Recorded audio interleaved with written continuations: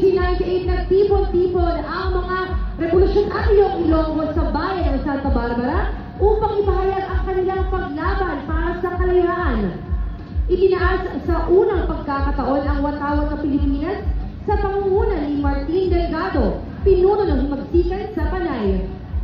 Ang watawat na naging sagisag ng kanilang pakikibaka at matagumpay na naipuslit mula Haro pa Santa Barbara ng kabataang revolusyonaryo na sina Patrocinio Gamboa ng Haro at opisyal ng Katipunan na si Honorio Solinap. Sa gilid ng mga revolusyonaryo, nagpasya ang mga Espanyol na tuluyang lisanin ang Panay noong Pasko ng 1898. Muli ito po ang float ng Sigaw ng